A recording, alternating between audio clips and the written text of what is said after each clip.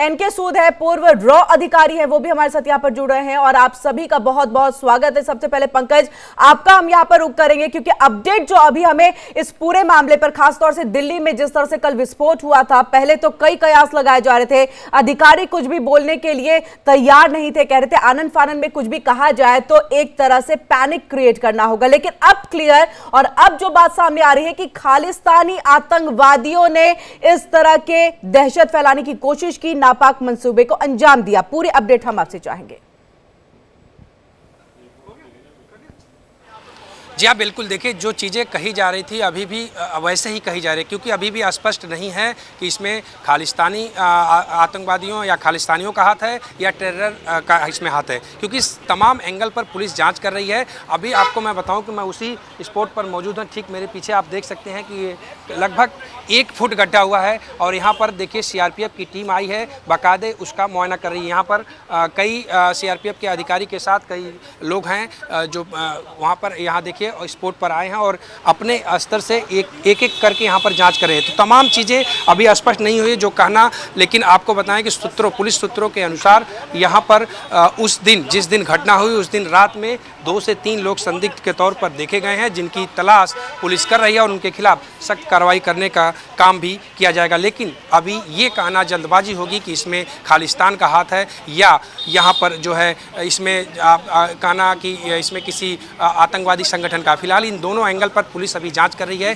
तमाम। ठीक मेरे पीछे आप देखिए कि यहाँ पर सीआरपीएफ के अधिकारी और कांस्टेबल यहाँ पर मौके पर आए हैं और एक एक चीज़ की यहाँ पर जो है सैंपल लिया जा रहा है और जांच की जाएगी। ठीक ये देख सकते हैं कि लगभग जो ब्लास्ट हुआ है उसकी गहराई यहाँ पर लगभग आपके पास हम वापस लौटेंगे। आप लगातार जो है वो मौका वारदात यानी जहां ये विस्फोट हुआ था वहां पर आप मौजूद हैं, वहां से सीधी तस्वीरें हमारे दर्शकों तक पहुंचा रहे हैं। वही रमन, हम आपका भी रुख करेंगे क्योंकि हम लगातार देख रहे हैं कि त्योहार का मौसम यानी कि त्योहार और उस वक्त में इस तरह से टेरर अटैक हो रहा है। फिलहाल जो दिल्ली में कल हुआ है वो अभी जांच का विषय बना हुआ है, उस पर अभी तक भी कोई आधिकारिक पुष्टि नहीं हुई। लेकिन गांधरबल को अगर हम वहां पर देखें तो वहां पर कल एक बार फिर से, क्योंकि एक दशक से गांधरबल बहुत ही शांति इसमें गुजर रहा था, वहां पर किसी तरह से हमले नहीं हो रहे थे, आतंकवादी उस एरिया से काफी दूर थे। लेकिन कल जिस तरह से यह हमला हुआ है, अब ऐसा लग रहा है जैसे आतंकवादी सिर्फ पाकिस्तान में घुसे और अटैक किया और वापस चले आए, यानी इंडिया में आना उनके लिए कितना आसान कल के दिन रहा। हाँ बिल्कुल किरण, आपने बिल्कुल सही कहा कि 2019 के बाद गांधरबल के अंदर किसी भी तरीके का कोई आतंकी हमला जो है वो नहीं हुआ है, इसीलिए उसे मिलिटेंसी फ्री डिस्ट्रिक्ट जो है वो भी घोषित कर दिया गया था जम्मू कश्मीर की एडमिनिस्ट्रेशन की तरफ से। लेकिन कल का जो हमला हुआ है वो अपने आप में झकझोर देने वाला है, हिला देने वाला है, क्योंकि आतंकियों ने पूरी प्लानिंग के साथ इस हमले को अंजाम दिया है। जो जानकारी हमारी मिल रही है उसके मुताबिक टीआरएफ का जो मास्टरमाइंड है शेख सज्जाद गुल, जो इस समय पीओके में बैठा हुआ है और श्रीनगर का ही रहने वाला है, उस आतंकी ने इस पूरे हमले को जो है वो प्लान किया और उसका मास्टरमाइंड जो है वो बताया जा रहा है कि जो बांडीपुरा का नॉर्थ कश्मीर का इलाका पड़ता है वहाँ से लाइन ऑफ कंट्रोल पार कर आतंकी घुसपैठ की है उन्होंने, और घुसपैठ जो है वो 3 से 4 दिन पहले हुई है उस इलाके के अंदर। जो सूत्र हमें बता रहे हैं उसके मुताबिक वो आतंकी उस इलाके के अंदर पहुँचते हैं और वो जो इलाका है जो गगनगीर का इलाका पड़ता है, जहाँ पर एप्को कंस्ट्रक्शन कंपनी जो वहाँ पर इस टनल को जो है वो कंस्ट्रक्ट कर रहे हैं, उनके बहुत सारे लेबर, बहुत सारे वर्कर्स जो है वहाँ पर ही रहते थे, वहीं पर ही काम करते थे। तो शाम का 8 साढ़े 8 बजे का समय जो है वो बताया जा रहा है, जिस समय डिनर चल रहा था और आतंकी जो है उस कैंप के अंदर जब घुसे हैं तो उन्होंने पूरी प्लानिंग के साथ वहाँ पर बहुत ही तरीके से, बहुत ही जो कहेंगे निडरता के साथ वहाँ पर उस हमले को अंजाम दिया। आतंकी जब वहाँ पर मूवमेंट कर रहे थे वो 3 बिल्डिंग के अंदर। बिल्कुल रमन, हम आपके पास वापस लौटेंगे। बड़ी खबर इस बीच आ रही है, बड़ी खबर आ रही है, जम्मू कश्मीर के गांधरबल में आतंकी हमला हुआ। ये बड़ी खबर है, जम्मू कश्मीर के गांधरबल में आतंकी हमला कल देर रात हुआ है। आतंकी हमले को लेकर के राहुल गांधी एक्स पोस्ट पर उन्होंने कहा कि लोगों की हत्या कायरतापूर्ण कृत्य है। राहुल गांधी का यह बड़ा बयान इसको लेकर के सामने आया है। आतंक के खिलाफ लड़ाई में देश एकजुट है, दुस्साहस से लोगों का विश्वास नहीं टूटेगा। तो देखिए एक्स पर उन्होंने पोस्ट करके जो है कल जो हमला गांधरबल के अंदर में हुआ, आतंकवादियों ने अपने नापाक मंसूबों को अंजाम दिया है, उसको लेकर के उन्होंने कई बातें लिखी हैं, बड़ा बयान दिया है। उन्होंने कहा इस तरह की अगर आप कायरतापूर्वक कृत्य करते हैं तो ये हमारे मनोबल को नहीं तोड़ सकता है, दुस्साहस से लोगों का विश्वास बिल्कुल नहीं टूटेगा। और चलिए संजय जी, हम आपका रुख करते हैं। यहाँ पर बयान लगातार जो है राजनेताओं की तरफ से आएंगे, प्रतिक्रियाएं सामने आएंगी, लेकिन जिस तरह से अगर गांदरबल में हुआ है, क्योंकि अभी हमारे संवाददाता ने भी बताया कि 2019 से वहां पर किसी भी तरह के टेरर अटैक की जो बात है वो सामने निकल करके नहीं आई थी, यानी कि टेररिस्ट जो है उस इलाके से काफी दूर थे, अन्य जगहों को यहां पर निशाना जो है वो बना रहे थे। लेकिन अब जब यहां पर एक बार फिर से इस तरह से दहशत का माहौल पैदा कर दिया गया है, खासतौर से प्रवासी जो लोग थे, लेबर्स थे, उनके ऊपर यह अटैक किया गया है, ये क्या दर्शाता है? क्या हम माने कि जम्मू कश्मीर में एक बार फिर से हमें वही खून खराबा देखने को मिलेगा? किरण जी, मैं काफी होपफुल हूँ, काफी आशावादी हूँ, क्योंकि ये जो हमला है ये दिखा रहा है उनके अंदर जो हड़कंप मचा हुआ है, आतंकवादियों के अंदर एक पैनिक जिसको कह रहे थे वो है। पहले देखिए आवाम शांति से रह रही है, पीसफुल चल रहा है वहां पर कश्मीर। फिर इलेक्शंस में उन्होंने अंदाजा लगाया था कि यहाँ पर काफी गड़बड़ होगी, इलेक्शन बड़ी अच्छी तरह से हो गए। तो अभी यहाँ पर देखिए एक तरह से ये प्रवासी जो भारतीय जो बाहर से मजदूर है, गरीब आदमी वहां पर कश्मीर की आवाम की बेहतरी के लिए टनल जो बन रही है उसमें काम कर रहे हैं, 2 वक्त की मेहनत करके ईमानदारी की रोजी रोटी खा रहे हैं, उनको मार देना कहाँ की बहादुरी है? कहाँ तो खाली एक मैसेजिंग कर रहे हैं ये लोग वहां पे कि आपको डर फैलाने की कोशिश करेंगे। माहौल अभी भी ठीक नहीं है, आप लोग भाग जाओ, बाहर से काम करने वाले मत आओ यहाँ पर। मैं तो ये कहता हूँ कि जिस प्रकार से आवाम ने इलेक्शन में इनको मुंह तोड़ जवाब दिया है, जिस तरह से आवाम आज शांति से रह रही है, यहाँ पर आवाम की खबरों से आए दिन ये मारे जा रहे मिलिटेंट, ये भी मारे जाएंगे, क्योंकि आवाम समझती है कि उनके लिए अच्छा क्या है बुरा क्या है। यहाँ पर अगर जो इस तरह से मिलिटेंसी हरकत हो रही है, ये नेचुरली किसके खिलाफ है? ये कश्मीरी आम जनता के खिलाफ है जो टनल बन रही है। बिल्कुल संजय जी, मैं आपकी बात से बिल्कुल इत्तेफाक रखती हूँ, अग्री कर रही हूँ कि एक तरह से खलबली है, संदेश देने की कोशिश की। देखिए आतंकवादी अभी भी सक्रिय हैं और आप पर हमला हो सकता है, प्रवासी जो है वो यहाँ से चले जाए, लेकिन जिस तरह से इनकी एंट्री हुई है मुझे लग रहा है कि सुरक्षा व्यवस्था पर भी सवाल अब खड़े हो रहे हैं, क्योंकि टनल जिसका निर्माण अगर हम राजनीतिक तौर पे भी देखें तो बहुत महत्वपूर्ण है। अगर वहां पर हम जो टूरिस्ट आते हैं उनके लिए भी देखा जाए, क्योंकि 365 जो है दिन खोले जाने को लेकर के ये जो पूरी टनल का निर्माण है वो किया जा रहा है। अब अगर हमला होता है तो क्या इन सब पर फर्क नहीं पड़ेगा? और जितनी आसानी से आते हैं, गोलियां बरसाते हैं और चले जाते हैं, क्या इस पर सवाल नहीं खड़े होने चाहिए?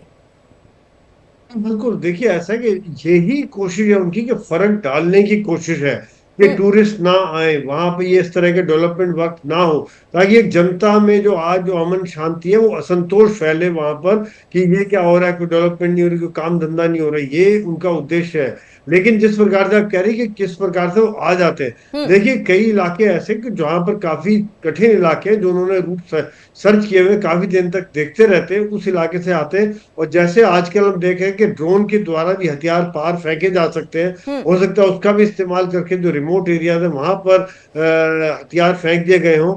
और लेकिन ये बात एक बड़ा चैलेंज है, क्योंकि एक निहत्थे मजदूरों को, जहाँ पे मजदूरों का कैंप लगा है, वहां पर हमला करके उनको मार देना एक बहुत बड़ा डर फैलाने की बातचीत हो रही है। लेकिन मैं ये समझता हूँ कि इस समय में जो NIA की टीम भी निकल चुकी है या पहुंच चुकी है, और वो 2-3 उद्देश्य रहेंगे कि ग्रुप कौन सा है, क्योंकि ये जो सोच है सज्जाद गुल जो TRF का बैठा है, ये कश्मीरी सोच नहीं है कि वहां के आम आदमियों, गरीब आदमियों किसी प्रकार से मारा जाए, ये कश्मीरी सोच नहीं है। मैं तो कश्मीर में 7 पोस्टिंग की है। दूसरी बात यह कि NIA का जो काम रहेगा कि टेररिस्ट कौन है इनको खत्म किया जाए, जो उनको साथ देने वाले हैं जो बहुत कम परसेंटेज है, लेकिन उनको आइडेंटिफाई किया जाए कि उन्होंने कहाँ शेल्टर ली होगी, कहाँ पर रुके होंगे रात को, उन लोगों को आइडेंटिफाई किया जाए, ताकि जो सपोर्टर है उनको भली प्रकार से डील किया जाए और इस तरह की घटनाएं दोबारा ना हो या रिपीट ना हो। क्योंकि ये 3 दिन पहले भी एक मजदूर की लाश मिली थी, अभी फिर ये मजदूरों को मार रहे हैं। ये वाकई में इससे ज्यादा कायराना हरकत कहीं नहीं हो सकती, और ये कश्मीरियत बिल्कुल नहीं है। बिल्कुल संजय जी, इसके पहले भी हमने टारगेट किलिंग को देखा है और एक बार फिर से वही तस्वीर जो है हमें गांदरबल में जो है वो देखने को मिली है। NK सूद साहब, आपका हम यहाँ पर रुक करेंगे आपसे। NK सूद साहब, आपके पास हम वापस लौटेंगे। कुछ अपडेट है पंकज के पास में। पंकज, क्या अपडेट?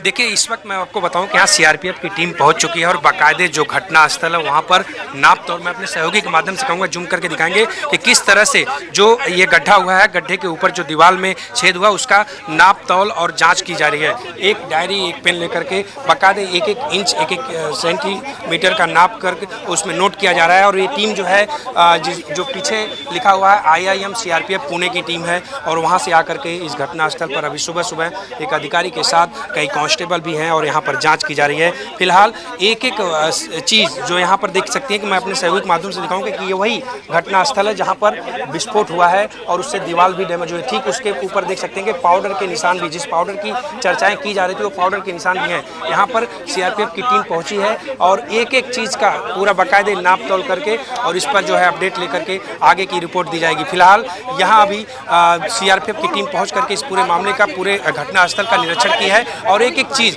नाप तोल करके बाकायदा उसको नोट किया गया है डायरी के माध्यम से और उसको आगे रिपोर्ट उसके तैयार की जाएगी और उस पर जांच की जाएगी। अभी तक अधिकारी कुछ कह नहीं रहे हैं इस पूरे मामले को लेकर। अभी तक कोई भी जानकारी उन्होंने जो है मीडिया के साथ साझा की हो? जी बिल्कुल, देखिए अभी इस पर कोई बयान तो नहीं आ रहा, लेकिन जांच जो है सारी एजेंसियां लगभग दिल्ली पुलिस से लेकर के तमाम एजेंसियां अलर्ट मोड पर हैं और हर एंगल से जांच किया जा रहा है। जांच रिपोर्ट जब तक कंफर्म नहीं होगी, जब तक क्लियर नहीं होगी, उस पर कोई बयानबाजी नहीं आएगी। लेकिन आपको बताएं कि एक अहम सुराग दिल्ली पुलिस सूत्रों से जो मिला है कि इसमें रात के वक्त 2-3 लोग संदिग्ध देखे गए थे और जो एक अंदाजा पुलिस की तरफ से हमें जो सूत्रों से जानकारी मिली है उसमें कि एक पॉलीथीन के माध्यम से इसमें गड्ढा बना करके यहाँ पर वो विस्फोटक पदार्थ यहाँ पर छिपाया गया था। यही वो स्थल है और उसमें जिसमें ब्लास्ट हुई, जिसकी वजह से सनसनीखेज मामला सामने आया। फिलहाल देख सकते हैं कि सीआरपीएफ की टीम एक एक चीजों को जी बिल्कुल, हम आपके पास वापस लौटेंगे। पंकज, नजर आप बनाए रखिए। रमन, आपके पास भी हम वापस आएंगे। एनके सूद साहब, आपका रुख करते हैं क्योंकि कल दिल्ली में ब्लास्ट हुआ, ऐसा लग रहा था कि ऐसे कोई जो इंटेंसिटी है बहुत कम वाली होगी और वो एक्सप्लोसिव जो है वो यूज किया गया होगा यहाँ पर इस तरह से डराने के लिए, या फिर गैस की भी बात की जा रही थी कि हो सकता है सिलेंडर फटा होगा या फिर पटाखे जो है वो किसी ने फोड़ दिया होगा। तो संभवतः अब जिस तरह से जांच का दायरा धीरे धीरे आगे बढ़ता चला जा रहा है, एजेंसियां लगातार इसमें इन्वॉल्व होती चली जा रही हैं। सीआरपीएफ के देखिए यहाँ पर कमांडो जो है, जवान जो है वो पहुंच चुके हैं और किस तरह से हर सबूत को जो है इकट्ठा किया जा रहा है, कैसे देख रहे हैं। और जो यहाँ पर जस्टिस लीगल इंडिया की तरफ से, यानी कि जस्टिस लीग इंडिया जो है, जो जानकारी दी कि खालिस्तानी अटैक भी हो सकता है। फिलहाल ये कहना बहुत जल्दबाजी है, लेकिन आप कैसे देखते हैं वो हम समझना चाहेंगे। देखिए, इसके पीछे ये तो भी और अटैक होंगे, आप देखिएगा, क्योंकि ये अटैक स्टार्ट हुए थे मार्च के आसपास, जब यहाँ पे इलेक्शन थे उससे पहले अटैक स्टार्ट हो गए थे। और ये अटैक कोई पाकिस्तान की आईएसआई नहीं करा रही थी, उसके पीछे बहुत बड़ी एजेंसी है, उसके पीछे अमेरिका की CIA लगी हुई थी। CIA ने उनसे कहा कि इंडिया को डिस्टर्ब करो। आप देखिए, जब यहाँ पे अटैक हुआ था मार्च के अंदर तो पाकिस्तान के कमांडोज आए थे। अब उसके बाद ये अटैक थोड़े बहुत चलते रहे, लेकिन फिर निज्जर और पन्नू का केस आ गया, ये भी केस साथ चल रहे थे। तो यहाँ पे जो सारा तारा काम किया जा रहा है, यहाँ पे पाकिस्तान के ऐसे के पीछे, पाकिस्तान की हिम्मत नहीं है इंडिया पे अटैक करने की इस टाइप की। ये इनके पीछे 5I है, या सोचिए कि CIA है, या साथ इनके पीछे आपके कनाडा की इंटेलिजेंस है, क्योंकि ये लोग लगे हुए इंडिया को डिस्टर्ब करने, बाहर से भी डिस्टर्ब करना चाहते हैं, अंदर से भी। देखिए, ये जो सिलसिला चलता रहेगा। भी आपने देखा रेल के, ये जो तमाम बातें कही जा रही हैं इसमें जांच की जा रही है, जांच आने के बाद ही बताएंगे। फिलहाल उन्होंने नाप तोल तो कर लिया है, लेकिन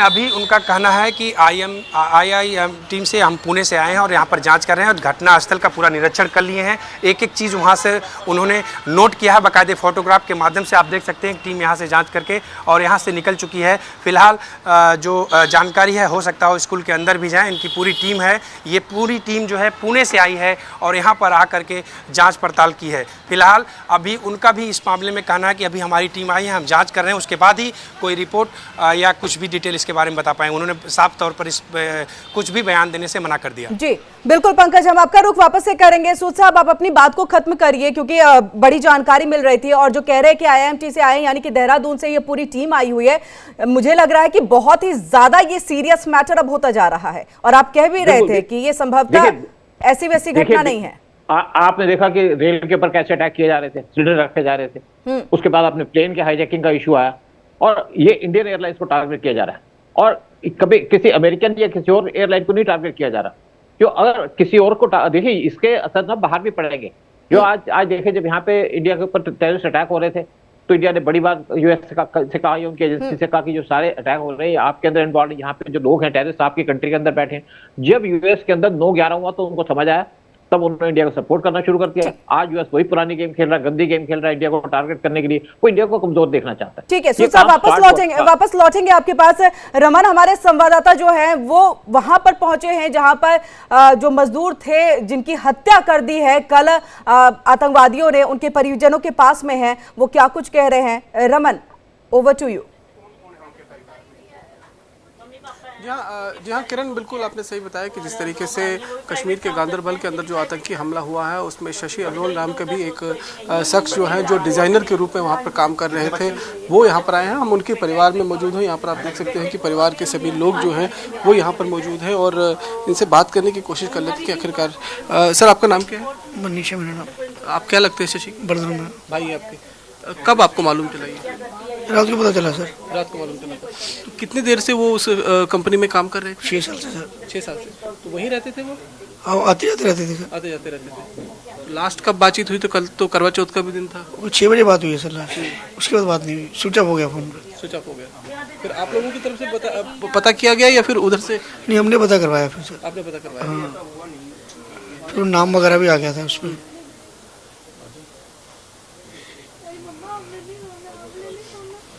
अब क्या कहना चाहेंगे जिस तरीके से ये कश्मीर घाटी में हो रहा है? कुछ नहीं कहना है, मेरा नहीं बोला जा रहा है, नहीं बोला जा रहा भैया मुझसे। घर में कौन कौन है उनके? बेटा बेटी है। उनके बेटा बेटी है। कितने साल के हैं? बेटी 4th में है और बेटा 13वीं में है। 13वीं में है। देखिए यहाँ पर जितने भी परिवार वाले हैं वो इस समय पूरा इस घटना से झकझोर गए हैं। यहाँ पर कुछ और लोग भी हमारे साथ मौजूद हैं, उनसे भी बात कर लेते हैं कि आखिरकार क्या कुछ उनका कहना है, किस तरीके से वो यहाँ पर। भाभी बोलती मैंने ऐसे भैया वीडियो कॉलिंग करते हैं ना भाभी को हर बारी, तो भैया ने वीडियो कॉलिंग नहीं की भैया को। मैंने बोला भाभी आपने वीडियो कॉलिंग क्यों नहीं की? कह रहे भैया फ़ोन ही नहीं उठा रहे, ईशा फ़ोन ही नहीं उठा रहे, पता नहीं क्या हो गया। इतने फ़ोन किए भैया ने कोई फ़ोन नहीं उठाया। फिर रात को हमें किसी ने बोला कि वो डेड हो गया, उनकी डेथ हो गया, मगर हमने बोला नहीं अब ये झूठ बोल रहे, हमें यकीन नहीं था। मगर अब सुबह न्यूज़ में उनका नाम आया तो अब तब हमें यकीन हुआ। छोटी बेटी है, बेटे को पता ही नहीं है उसके पापा के साथ क्या हो गया। कितने सालों से वहाँ पर थे? 6-7 साल से थे। 6-7 साल से। तो वहाँ पर डिजाइनर एज ए डिजाइनर? हाँ जी। कल मतलब कोई बात बस वीडियो कॉलिंग की, उनको क्या पता था ये लास्ट वीडियो कॉलिंग है। उसके बाद जब वो चांद देखेंगे तो तब कॉल की? बड़े फोन किए, वीडियो कॉलिंग की, फोन किए, उनका फोन नहीं उठा रहे थे, बाद में स्विच ऑफ हो गया। बेल जा रही थी मगर उन्होंने फोन नहीं उठाया। आप सिस्टर? नहीं, मैं छोटी भाभी हूँ। छोटी भाभी। तो अब जिस तरीके से वो कश्मीर में उन्नति हो, तरक्की हो, डेवलपमेंट के लिए वो वहाँ पर गए हुए थे, लेकिन किस तरीके से देखते हैं पूरा हादसा हुआ, पूरा हमला? क्या उन्नति हुई भैया? जिनका बच्चे खज्जल हो गए उनके लिए क्या उन्नति है क्या नहीं। छोटी बेटी है, पूरी जिंदगी निकालने को बहुत मुश्किल है। बच्चे कितने हैं? बेटी 4th में है, बेटा पार्ट 1st में भोपाल में डाला है। हाँ जी, उसको नहीं पता, अभी नहीं बताया, उनको नहीं बताया। उनको बोला कि घर में कोई प्रॉब्लम है, बच्चे अभी पहले फ़ोन नहीं उठा रहा था, अब बात हुई है उससे, तो कल की टिकट हुई है उसकी। आप लोगों को खुद से मालूम चला या उधर से कोई फ़ोन आया? नहीं, वो जो न्यूज़ सुन रहे थे ना कि उधर अटैक हो गया और भाभी कहती फ़ोन नहीं उठा रहे, फ़ोन नहीं, तब हम घबरा गए कि ऐसा ऊपर है। हमने बोला ऐसा क्या हो गया जो फ़ोन नहीं उठा रहे हैं, वरना भैया भाभी को हर रोज़ फ़ोन करते हैं। फिर उसके बाद किसी से हमने पता करवाया तो उन्होंने बोला कि उनकी डेथ हो गई, मगर हमने बोला ये झूठ बोल रहे हैं। फिर सुबह जब न्यूज़ में आया उनका नाम शशि भूषण अग्रवाल, तब हम कंफर्म हुआ कि उनके साथ ऐसा हो गया। लगातार तो जिस तरीके से कहा जा रहा था कि कश्मीर शांत हो रहा है, आतंकवादी घटनाएं कम हो रही हैं, भैया ये शांत हो रहा है। हमारा तो घर उजड़ गया ना। आप लोग क्या चाहते थे? क्या चाहते, छोटी बच्ची और बेचारी उसकी वही इनकम थी, कमाने वाला भी वही था। सरकार से कुछ कहना चाहेंगे, कुछ बोलना चाहेंगे आप? यही बोलूंगी, उनका सोचो कुछ बेचारों का, जो उनके साथ हो, किसी दुश्मन के साथ भी ना हो। करवा चौथ वाले दिन ये हो गया। हर तो नई सरकार का भी जैसे गठन हुआ है और कहा जा रहा था कि अब भी हुआ है, ये नई सरकार आई है ना, तब भी यही हुआ है। लास्ट घर कब आए थे वो? उनके बेटे की एडमिशन करवानी थी, महीना सुना थे, महीना 2 महीने पहले, महीना भैया पहले महीना हो गया ना, महीना 1.5 महीना हो गया, महीना 1.5 महीना। यहाँ पर उनके पिताजी भी हैं, उनसे भी हम बात करने की कोशिश कर लेते हैं। वो बाहर बैठे हुए थे, एक बारी उनसे भी बात करने की कोशिश करते हैं। पिताजी उनके हमारे साथ में। आप शशि के पिताजी हैं? सर, लास्ट टाइम कब घर पर आए थे और कब आपको मालूम चला कि यह हादसा हुआ उनके साथ? 6 बजे उनकी वाइफ के साथ बात हुई थी, तो उसके बाद नहीं हुई, फोन करते रहे, नहीं हुई। क्या कहेंगे आप, जिस तरीके से कश्मीर में डेवलपमेंट हो, कश्मीर में अच्छी ज़िंदगी लोगों की हो, उसके लिए वो वहाँ पर पिछले 5-6 सालों से वहाँ पर गए हुए थे? वहाँ डिज़ाइनर थे, आपको कंपनी में ही? आपको कंपनी में। तो आपको मालूम कब चला?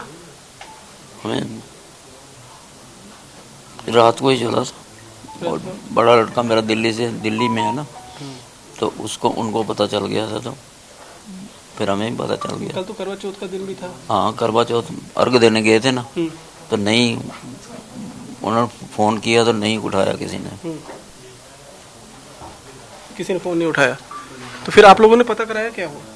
किसका? उनका, शशि के बारे में आप लोगों ने पता करवाया? नहीं, उसका बड़े भाई ने पता दिया ना, दिल्ली में है ना बड़ा भाई, उसने दिया। अब जो कश्मीर घाटी में ये हो रहा है, पिछले जब भी शांति होने की एक उम्मीद जगती है कि वहाँ थोड़ा शांति होगी, इस तरह का कोई हादसा हो? अब्दुल्ला आ गया ना, अब ऐसे ही होना, और क्या होना।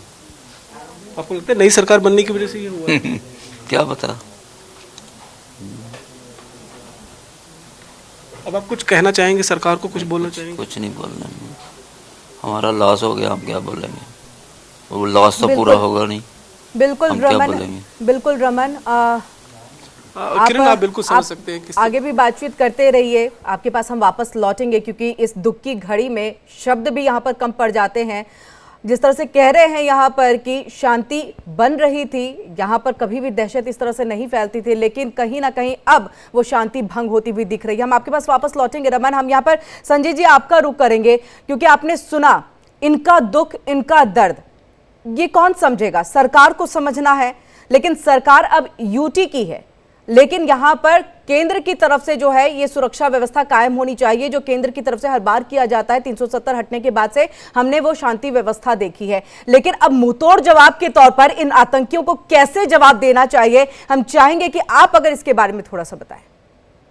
बिल्कुल, देखिए, जो आपने अभी दिखाया वीडियो, जो परिवार का है, मेरी बहुत सांत्वना है उनके साथ, और बाकी जो हमारे मजदूर भाई मारे गए उनके परिवारों के साथ भी, क्योंकि देखिए किस प्रकार से एक परिवार उजड़ जाता है। और ये जो बात है, यहाँ वाकई में एक सवालिया निशान खड़ा होता है कि वहां पे क्या किया जाए। इस प्रकार से जो आतंकवादी हमले हो रहे हैं, उसका किस प्रकार से सामना किया जाए। देखिए, 2-3 तरीके हैं। एक तो यह है कि पहले तो इस आतंकवादियों को खत्म किया जाए, जो उनको सपोर्ट कर रहे हैं उनको खत्म किया जाए। जो इनका जो दिमाग जो चला रहा है, जो पाकिस्तान के अंदर बैठे हुए हैं, वो वहां पर उनको ऐसी चोट पहुंचे कि उनके लिए जो इस प्रकार से एक भारतीय का जो अगर खून बहता है तो उनको महंगा साबित हो कि अगर एक भारतीय खून बहता है तो उनके 10 का बहेगा खून। ये मेरी एक फौजी सोच है, यही तरीका एक है। और यहाँ पे एक प्रोएक्टिव होना पड़ेगा, रिएक्टिव और डिफेंसिव हम लोग बहुत हो गए, हमारी सोच डिफेंसिव रही है, लेकिन कुछ सालों से मैं देख रहा हूँ हमारी ऑफेंसिव सोच है, और ये बड़ा जरूरी है। क्योंकि अगर हम उसको वहीं रोकेंगे नहीं तो बचाते रहो, कहाँ कहाँ कितने गार्ड लगाते रहेंगे। ये बेचारे गरीब मजदूर का कैंप है, वो रह रहे रिमोट एरिया में, क्या हम हर जगह सिक्योरिटी गार्ड हर जगह लगा सकते हैं? इतना क्या पूरा देश, कहीं रेलवे लाइन पे जैसे अभी, तो ये माने कि आप घर में घुसकर मारने की बात कर रहे हैं? जिस तरह से हमने सर्जिकल स्ट्राइक देखा था, वैसे ही और भी कार्रवाई जो है होनी चाहिए। बिल्कुल, यही एक इलाज है, ताकि उनको महसूस हो कि अगर भारतीय की जान गई तो उनके 10 लोगों की जान जाएगी। यही है। और जो वहां पे चाहे सज्जाद गुल बैठा हुआ है टीआरएफ वाला, उसको डर लगना चाहिए कि भैया आतंकवादी के दिल में आतंक होना चाहिए, बजाय दूसरों में आतंक फैलाने के इनके दिलों में आतंक फैल जाए। और यही एक तरीका है, यही एक इलाज है। मेरे तो फौजी दिमाग यही प्रोएक्टिव चलता है, ऑफेंसिव दिमाग चलता है, और कोई तरीका नहीं है। हम लोग बचाते रहे, कितने बचाते रहेंगे, कहाँ कहाँ गार्ड लगाएंगे। जो इसका सोच है, जो इसका जड़ है, उस जड़ को काटना बहुत जरूरी है किरण जी। जी, जड़ को काटना यहां बहुत जरूरी है। सूद साहब, आपके पास हम आएंगे क्योंकि आपने भी सुना इन परिवार का दर्द, किस तरह से छोटी बच्ची है, बेटा है, जिसको अभी तक नहीं पता कि उसके पिता जो है अब इस दुनिया में नहीं है, यानी कि पिता का साया उसके सिर से उठ चुका है। अब मांग ये है कि जो सरकार है वो कुछ करे इन बच्चों के लिए। चलिए, इससे इतर अगर हम बात करें तो क्या हम ये मान करके चले कि टीआरएफ जिस संगठन ने इस पूरे हमले की जिम्मेदारी ली, वो संगठन बहुत पुराना नहीं, 2019 का है, लश्कर तैयबा के साए में पलता है, तो क्या इतना ज्यादा खतरनाक हो गया कि इतनी आसानी से घुसता है, मारता है और चला जाता है? और जो जी आपके पास सूद साहब, हम वापस लौटेंगे। रमन, ये मुझे लग रहा है कि किनकी तस्वीर है रमन, हम चाहेंगे जी देखिए, ये शशि अबरोल की तस्वीर है जो आप इस समय स्क्रीन पर देख पा रहे हैं।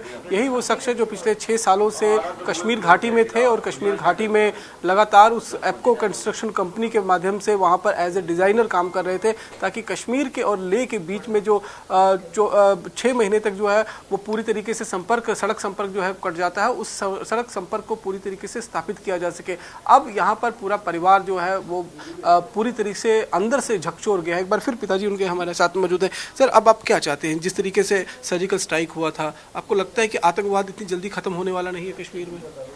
क्या बता, मैं नहीं कुछ कह सकता। कंपनी की तरफ से आपको कुछ बताया गया? जिस कंपनी में कुछ नहीं बताया, कोई मैसेज नहीं आया? कोई मैसेज नहीं आया। यहाँ पर कुछ और लोग भी हमारे साथ बैठे हुए हैं, उनसे बात कर लेते हैं। ये बताइए, जिस तरीके से लगातार कश्मीर घाटी में जब भी शांति बहाली की बात चलती है, नई सरकार की अभी गठन हुआ था, अब जिस तरीके से एक बार फिर आतंकी हमला हुआ और 2024 का सबसे बड़ा आतंकी हमला इसे कहा जा रहा है, क्या चाहते, किस तरीके से इस आतंकवाद पर काबू किया जा सकता है? अभी नई सरकार बनने के बाद 2 दिन में 2 हमले हो गए हैं, तो अभी आगे देखो क्या होता है। अभी मेरे ख्याल में 10 दिन में नहीं हुआ सरकार बने हुए, तो 2 हमले हो गए हैं। तो पहले तो थोड़ा शांति था, अभी देखो आगे गवर्नमेंट क्या करती है, वही बता सकते हैं क्या करेंगे क्या नहीं करेंगे। लोग चाहते क्या, कैसे इसका बदला जो है वो लेना चाहिए? किस हम क्या, हमारा घर बर्बाद हो गया, क्या हम बता सकते हैं? बताओ ना, हम क्या बता सकते हैं? ये बताइए, हमारे बताने से क्या फ़र्क पड़ने वाला किसी को? हमारा घर बर्बाद हो गया, वो उसके छोटे छोटे बच्चे हैं, क्या करेंगे वो बेचारे? छोटी सी बेटी है, मेरे ख्याल में 10 साल की बेटी है।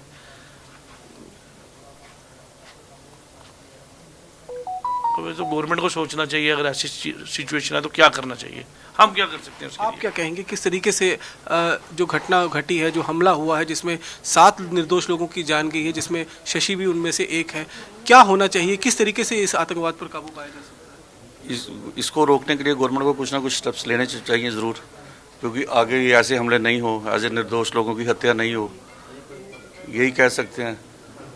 बाकी जो हमारा भाई की डेथ हो गई है, इसके लिए गवर्नमेंट जो भी कर सके इसके बच्चों के लिए, क्योंकि इसकी हाउस वाइफ है, इनकी वाइफ सर्विस में नहीं है, बच्चे छोटे हैं, एक सेकंड में पढ़ता है, एक इंजीनियरिंग कर रहा है, वो कैसे सर्वाइव करेंगे? उनके लिए कुछ करना चाहिए, मैं तो यही बोल सकता हूँ सर। पाकिस्तान को सबक सिखाने के लिए, पाकिस्तान को तो सबक सिखाए नहीं, पहले हमारे लिए। बिल्कुल रमन, हम आपके पास वापस लौटेंगे, आप वहां पर अपनी बातचीत को जारी रखिए। उनके दर्द को हम वापस से यही कहेंगे कि हम कह नहीं पाएंगे क्योंकि शब्द नहीं है हमारे पास, ये तकलीफ, क्योंकि घर का एकमात्र कमाने वाला और छोटी बच्चियों के पिता जो है वो अब नहीं है इस दुनिया में। तो अब सरकार को देखना है कि किस तरह से इस परिवार की जो है सहायता वो करते हैं। लेकिन चलिए सूद साहब, हम आपका रुख करेंगे और आपसे ही समझने, क्योंकि टीआरएफ की मैं बात करी थी, टीआरएफ बहुत पुराना संगठन नहीं, 2019 का, लश्कर तैयबा का एक तरह से कहे तो साया है उसके ऊपर में, उसी के अंडर में रह करके ये पूरा काम करता है। प्रवासी मजदूरों को इस तरह से पहले भी टारगेट किया जाता था, अब भी टारगेट किया जा रहा है क्या बाहर की? क्योंकि हमने देखा है जैसे 370 हटा, उसके बाद से कई बार जो है पॉलिटिकली भी ये बात निकल करके सामने आए कि जो बाहर के लोग हैं वो आ जाएंगे जम्मू कश्मीर में, बहुत फायदा उठाने लगेंगे। ये भी लखनऊ की कंपनी जो ये टनल का निर्माण करी थी। तो क्या ये कहने की कोशिश, ये संदेश देने की कोशिश इस टेरर अटैक के जरिए कि आप मत आइए जम्मू कश्मीर, सिर्फ यहां के ही लोग जो हैं यहां का निर्माण और यहां का विकास करेंगे, बाहर के लोगों को इजाजत नहीं है? 370 हटाने की तरफ एक कदम है क्या? हाँ, देखिए कश्मीर के लोग कुछ हद तक तो इनको सपोर्ट करते हैं टेररिस्टों को, वो तो उनकी थिंकिंग उस टाइप की है। लेकिन जहां तक बात करते हैं पाकिस्तान की, अभी आपने पाकिस्तान की तरफ से उनके एक मिलिटेंट ने स्टेटमेंट दी थी कुछ महीने पहले जी कि जी यहाँ का इंफ्रास्ट्रक्चर को डिस्ट्रॉय कर दो, खराब करो। और पाकिस्तान सिर्फ इस पे इन्वॉल्व नहीं है, मैंने पहले भी कहा इसके पीछे और एजेंसीज इन्वॉल्व है। अगर हमारे रेलवे पे अटैक हो रहा है, हमारे एयरलाइंस पे चैलेंज किया जा रहा है और कोई तो फौरन से बोल नहीं रहा, फिर यहाँ पे यूएस क्या कहता है, कभी निज्जर कभी पन्नू की बात करता है। तो सीधी सी बात है कि ये लोग खालिस्तानी को सपोर्ट कर रहे हैं और पाकिस्तान को प्रमोट कर रहे हैं, हमेशा से करते रहे हैं। जब इन पे पड़ती है तब ये इनको समझ आती है। और यहाँ पे जहां देखिए हमने यहाँ पे 26 तो टेररिस्ट को निकाल दिया था, 26 तो न्यूट्रलाइज हो गए थे ना, और भी हो जाएंगे। लेकिन एक सिस्टम को खत्म करना पड़ेगा और सिस्टम तब खत्म होगा जब बड़ी बड़ी कंट्री यहाँ पे आएंगी, क्योंकि आजकल यूएन जो है टोटली डिस्फंक्शनल हो चुका है, उसका कोई रोल नहीं रह गया। इजराइल हमास वार चल रहा है तो चल रहा है, इजराइल के साथ ईरान का वार चल रहा है तो वो भी कोई बात नहीं है, यूक्रेन रशिया वार चल रहा है तो कोई तब भी कोई बात नहीं है। सब जब बड़ी बड़ी कंट्रियां अपने अपने एजेंडे पे लगी है और आज इंडिया को टारगेट कर रहे हैं, क्योंकि इंडिया डेवलप करना बड़ी जल्दी ये माने कि इंडिया के लिए, क्योंकि अभी जिस तरह से 2047 का यहाँ पर लक्ष्य रखा गया विकसित भारत, मुश्किल है बाकी अदर कंट्रीज के लिए इसको पचा पाना कि इंडिया इस तरह से तरक्की की राह पर है। तो क्या इनके लिए मुश्किल, चाहे वो कनाडा हो, यूएस हो, या फिर हम बात यहाँ पर पाकिस्तान की कर ले, पाकिस्तान से हमेशा से ही दुश्मन रहा है, चाइना भी इसमें इन्वॉल्व है, क्या चौतरफा अब लड़ाई लड़ने की जरूरत है भारत को? देखिए बिल्कुल घिरे हुए आप बांग्लादेश की सिचुएशन देख लीजिएगा, हम पाकिस्तान को देख रहे थे, पाकिस्तान के साथ हमारा बॉर्डर लगता है 3323 किलोमीटर का, बांग्लादेश के साथ लगता है 4097 किलोमीटर का, वहां से भी घुसपैठ हो रही है, वहां से भी लोग आ रहे हैं, वो भी एक चिंता की बात है। और हम किसी भी तरीके से अपनी सिक्योरिटी एजेंसीज को जिम्मेवार नहीं मान सकते। देखिए बहुत बड़ी रिस्पॉन्सिबिलिटी है एजेंसीज की, बहुत बड़ी रिस्पॉन्सिबिलिटी, लेकिन कोई बात नहीं, हमने बड़ी डिफिकल्टीज देखी है, ये भी झेल लेंगे और मुझे लगता है कि इंडिया इसके अंदर सक्सेसफुल आएगा। हम सिर्फ एक ही चीज की वेट कर रहे हैं कि यूएस के अंदर गवर्नमेंट चेंज हो। आप देखिएगा अगर ट्रंप आ जाते हैं तो सारी सिचुएशन वर्ल्ड के अंदर चेंज हो जाएगी, सारे वर्ल्ड में पीस आ जाएगी। और अगर यहाँ पे कमला हैरिस या ट्रंप या जो बाइडेन जैसे लोग होंगे तो वर्ल्ड को डिस्टर्ब करते हैं, इन्हीं की वजह से सारा कुछ हो रहा है। और आज इंडिया को टारगेट इन्हीं की वजह से किया जा रहा है, क्योंकि इंडिया की जो प्रोग्रेस है। बहुत जल्दी से हम संजय जी से एक छोटा सा जवाब लेना चाहेंगे। संजय जी, जो दिल्ली में ब्लास्ट हुआ, जिसको लेकर की जांच एजेंसियां लगातार जांच में जुटी हुई है, खालिस्तानी एक अटैक की जो है बात भी सामने आ रही है, फिलहाल ये क्लियर नहीं है, लेकिन आपसे समझे कि क्या हमारा इंटेलिजेंस जो है वो यहाँ पर फेलियर है? क्योंकि सूद साहब इस बात को नहीं मार रहे, बोल रहे कि बहुत सारी चुनौती है, लेकिन हम इंटेलिजेंस को यहाँ फेलियर नहीं कह सकते हैं। आप किस तरह से देख रहे हैं कल के अटैक को? नहीं, देखिए ऐसा है कि इसमें इंटेलिजेंस का हमें और रैंप अप करना पड़ेगा, नो डाउट अबाउट इट। लेकिन एक बहुत बड़ा चैलेंज होता है, जो लोन वुल्फ अटैक है या इस प्रकार से शांत बैठे रहते हैं, ये सब एक बहुत बड़ा इंटेलिजेंस का चैलेंज रहता है, सिक्योरिटी फोर्सेस के लिए बहुत बड़ा चैलेंज रहता है। क्या हम जैसे रेलवे लाइन 68,000 किलोमीटर की रेलवे लाइन है, क्या हम कदम कदम पर वहां सिक्योरिटी गार्ड रख सकते हैं? या रोहिणी में हर गली में हर 10 कदम पे 20 कदम पे एक सिक्योरिटी गार्ड रख सकते हैं? यहाँ पर दो बातें निकल के आती है। मेरा जो विचार है वो है कि एक तरह से मैं एक नेशनलिस्ट फीलिंग, इकट्ठे होने वाली बात होनी चाहिए, सिक्योरिटी कल्चर आना चाहिए। कोई भी बंदे ने 3 बंदों को देखा वहां इस तरह से करते हुए, तो क्यों नहीं किसी को रिपोर्ट किया कि यहाँ पे किस प्रकार से सीआरपीएफ कैंप की बाउंड्री के बिल्कुल, अगर संदिग्ध गतिविधि नजर आई तो तुरंत रिपोर्ट यहाँ पर होना चाहिए। और मुझे लग रहा है इसमें आम जनता भी सपोर्ट करे तो एजेंसियों के लिए, पुलिस के लिए, हर किसी के लिए जो है एक बहुत बड़ा सपोर्ट होगा। आप सभी का बहुत बहुत शुक्रिया हमसे यहाँ पर जुड़ने के लिए और इस चीज में चर्चा करने के लिए कि त्योहार कैसे आया। और देखिए आतंकी प्रहार यहाँ पर शुरू हो गया है।